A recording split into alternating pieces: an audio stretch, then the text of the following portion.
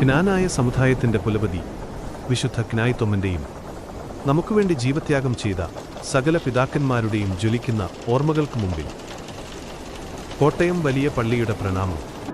കോട്ടയം വലിയ പള്ളി, കോട്ടയത്തെ ആദ്യ ക്രൈസ്തവ ദേവാലയം. ചരിത്രവഴി. കോട്ടയം വലിയ പള്ളിക്ക് കേരളത്തിലെ സുറിയാനി ക്രിസ്ത്യാനികളുടെ പ്രഥമ ഗണനീയമായ സ്ഥാനമാണുള്ളത്. അതിലുപരി ദേവാലയങ്ങളിൽ ചരിത്രപരമായ പ്രത്യേകതകൾ സവിശേഷ ശ്രദ്ധ ആകർഷിക്കുന്നതാണ്. 5 നൂറ്റാണ്ടിന്റെ ചരിത്രം അവകാശപ്പെടാൻ ഒരു ക്രിസ്ത്യൻ ദേവാലയത്തിന് സാധിക്കുന്നുവെന്നത് ശ്ലാഘനീയം തന്നെയാണ്. കൊടുങ്ങല്ലൂരിൽ നിന്ന് പുറപ്പെട്ടുപോന്ന് വടക്കുംകൂർ രാജ്യത്തിൽപ്പെട്ടിരുന്ന കടുത്തുരുത്തിയിൽ പാർപ്പുറപ്പിച്ച ക്രിസ്തുവർഷം 1500 അടുപ്പിച്ച് ആയിരുന്നിരിക്കാം ഇത്. ക്നാനായ ക്രിസ്ത്യാനികളിൽ ചിലർ ക്രിസ്തുവർഷം 1525 മുതൽ 08 വരെ തെക്കുംകൂർ രാജാവ് ആദിത്യവർമ്മയുടെ ക്ഷണപ്രകാരം കോട്ടയത്തേക്ക് കുടിയേറി. ഇങ്ങനെ കുടിയേറിയ ക്നാനായക്കാർക്ക് ആരാധന നടത്തുന്നതിനായി തെക്കുംകൂർ രാജാവ് മീനച്ചിലാറിന്റെ തീരത്ത് പ്രശാന്തസുന്ദരമായ മൈലാടുംകുന്ന് അഥവാ വൈറ്റാർകുന്ന് കാരാണ്മയായി നൽകി. അവിടെ ക്രിസ്തുവർഷം 1550 മുതൽ 03 വരെ തങ്ങളുടെ ആരാധനയ്ക്കായി വിശുദ്ധ ദൈവമാതാവിന്റെ നാമത്തിൽ ഒരു പള്ളിക്ക് അവർ അടിസ്ഥാനമിട്ടു.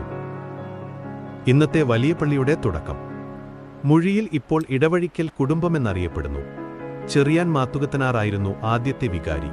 തടിയിൽ പണിതിരുന്ന ആദ്യത്തെ ദേവാലയം ക്രിസ്തുവർഷം 1577 പൊളിച്ച് കൊച്ചിക്കാരനായ അന്തോണി മേസ്ത്രിയുടെ നേതൃത്വത്തിൽ പോർച്ചുഗീസ് തച്ചുശാസ്ത്രപ്രകാരം കൽപ്പണി ചെയ്യുകയുണ്ടായി.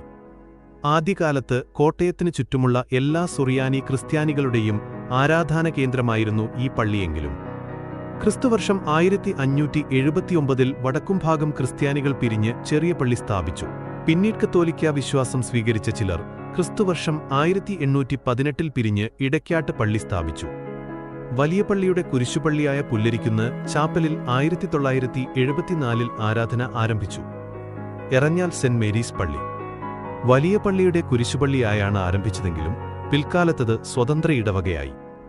പരിശുദ്ധ ദൈവമാതാവിന്റെ നാമത്തിലാണ് വലിയ പള്ളി സ്ഥാപിച്ചിരിക്കുന്നുവെങ്കിലും വിശുദ്ധ ഗീവറുഗി സഹദായുടെ പെരുന്നാളാണ് പ്രധാന പെരുന്നാളായി ആഘോഷിക്കുന്നത്. 25 ഏപ്രിൽ 24. ശില്പചിത്രചാരുത. വലിയ പള്ളിയുടെ അപൂർവങ്ങളായ ചിത്രപ്പണികളും കൊത്തുപണികളും പൗരാണികതയുടെ മാറ്റുകൂട്ടുന്നു. മദ്ബഹായുടെ മച്ചിൽ തടിയിൽ കൊത്തിയിരിക്കുന്ന മാലാഖമാരുടെയും പ്രാവുകളുടെയും ശില്പ സൗന്ദര്യത്തിന്റെ ഉദാത്ത മാതൃകകളാണ്.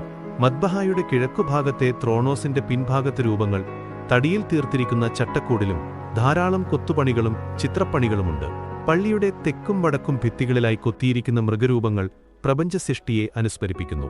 പള്ളിക്കുള്ളിലുള്ള 2 ബീമുകളിലും വടക്ക് പടിഞ്ഞാറെ കട്ടളയിലും പടിഞ്ഞാറെ അറ്റത്തെ മോന്തളത്തിൽ നിന്ന് പള്ളിക്കുള്ളിലേക്ക് കയറുന്ന വാതിലിന് മുകളിലും മാർ സേവേറിയോസ് തിരുമേനിയുടെ മുകളിലെ മച്ചിലുമൊക്കെയായി ധാരാളം കൊത്തുപണികളാൽ അലങ്കൃതമാണ് വലിയ പള്ളി. പള്ളിയുടെ തെക്കേഭിത്തിക്കുള്ളിലുള്ള കരിങ്കല്ലിൽ കൊത്തിയ മാമോദീസ തൊട്ടിയാണ് വലിയ പള്ളിയുടെ പൗരാണികതയുടെയും മറ്റൊരു നിദർശനം. മറ്റൊരു പള്ളിയിലും ഇത്തരത്തിൽ സവിശേഷതയുള്ള മാമോദീസ തൊട്ടിയില്ലെന്നത് പ്രത്യേകം പ്രസ്താവ്യമാണ്. ഹൈക്കാലയുടെ പടിഞ്ഞാറുവശത്തായി തെക്കും വടക്കുമുള്ള ഭിത്തികളിൽ പുറത്തേക്ക് ചൂണ്ടപ്പെട്ടിരിക്കുന്ന തടിയിൽ തീർത്തിരിക്കുന്ന കൈരൂപങ്ങളാണ് വലിയ പള്ളിയിലെ മറ്റൊരു സവിശേഷത. പഴയ നിയമത്തിലുള്ള ദാനിയേൽ പ്രവാചകന്റെ പുസ്തകത്തിന്റെ 5-ാം അധ്യായത്തിൽ പരാമർശിക്കുന്ന ഒരു സംഭവമാണ് ഇതിനടിസ്ഥാനം. ബേൽഷസർ രാജാവ് തന്റെ സേവകരും ദാസിമാരുമായി വീഞ്ഞു കുടിച്ചുല്ലസിക്കുന്ന വേളയിൽ രാജധാനിയുടെ ചുവരിൽ നിന്ന് ഒരു കൈ നീണ്ടുവന്ന് രാജാവിന്റെ അന്ത്യത്തെ സൂചിപ്പിച്ചുകൊണ്ട് എഴുതുന്നതായി പരാമർശിച്ചിരിക്കുന്നു. പേർഷ്യൻ കുരിശുകൾ.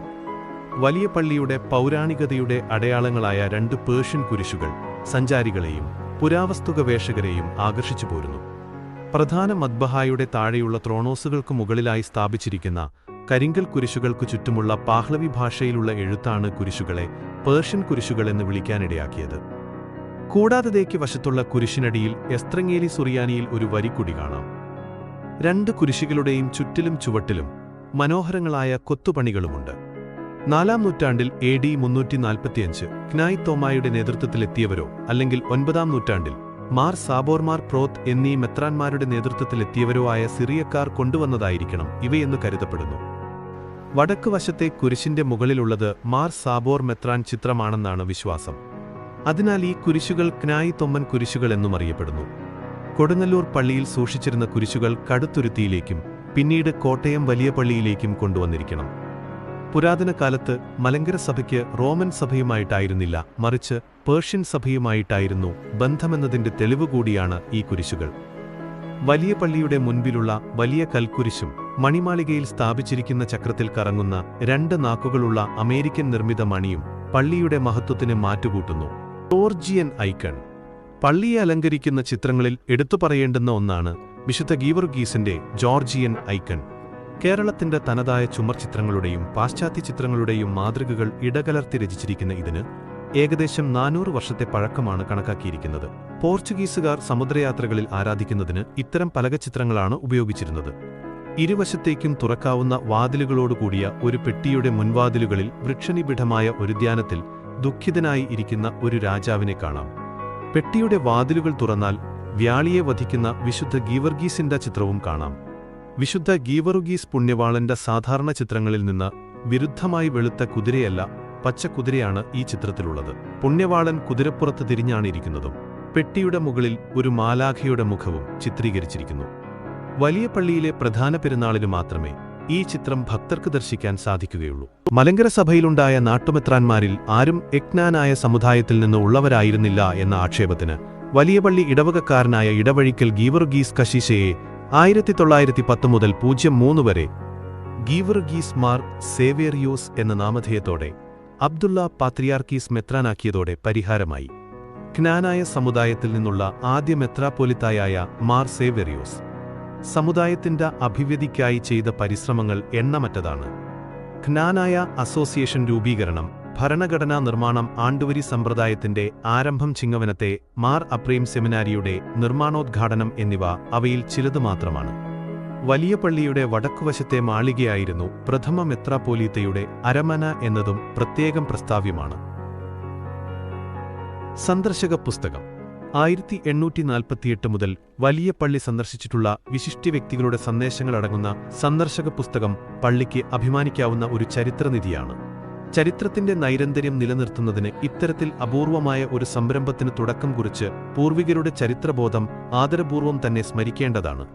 ഇന്ത്യയിലെ ബ്രിട്ടീഷ് വൈസ്രോയിയായിരുന്ന ഇർവിൻ പ്രഭു 1929 ഡിസംബർ 2 വിശ്വാസ സംരക്ഷകനെന്ന് ആദരിക്കപ്പെട്ടിരുന്ന എത്യോപ്യൻ ചക്രവർത്തി ഹെയ്ലി സെലാസി 1956 ഒക്ടോബർ 31 അന്ത്യോഖ്യ പാത്രിയാർക്കീസ് സക്ക പ്രഥമൻ 1982 ഫെബ്രുവരി 21 എന്നിങ്ങനെ അനേകം വിശിഷ്ട വ്യക്തികൾ വലിയ പള്ളി സന്ദർശിച്ചിരുന്നുവെന്ന് ഭാവി തലമുറകൾക്കറിയാൻ ഇതുപകരിക്കുന്നു.